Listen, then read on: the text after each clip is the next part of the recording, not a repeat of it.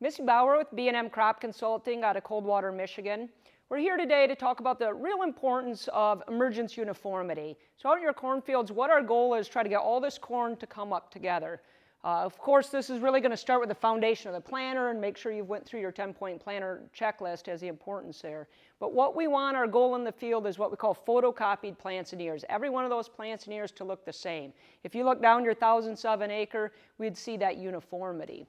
But where does the uniformity come from? It really begins with what we call the microenvironment around the seed itself. So think of the seed in the area around that seed. When we go to germinate, we're going to pull moisture in. So we want to do that uniformly from this seed to the next seed to the next seed down the line. So having everything right in that microenvironment is going to be extremely critical. And what we think about what affects that goes back to all these planter settings. Everything from like depth uniformity, good seed to soil contact, having your gauge wheels set correctly, the amount of down pressure we're running on these row units, whether or not we got any residue pinched in there, so we have our row cleaners running properly. And then the closing wheels as well to make sure we're getting things closed up.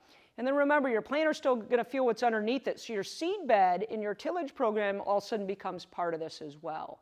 But it's critical to have a uniform microenvironment around the seed. If we do, when we go to germinate, we're going to see all of these be able to germinate and emerge much more uniformly.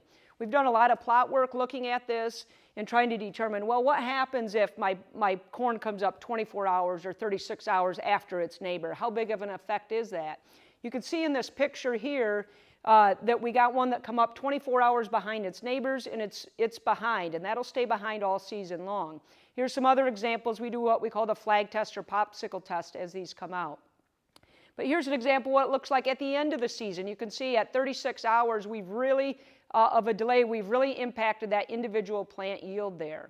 So let's take a look at some of our plot data where we're looking at the uniformity of emergence. This particular example is from 2018. What we're looking at here is comparing what we call hour 0 compared to an hour 12, 24, 36 hour delay. This is the percent of yield we're able to obtain. So hour 0 compared to hour 12, we're at 98% of yield. No problem there.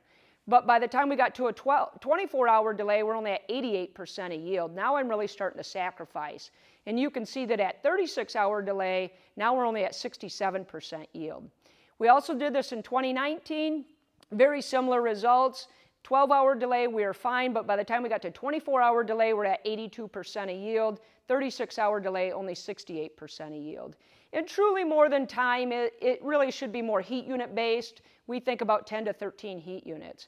But the question is, how uniform are your years? How uniform is your crop really coming up?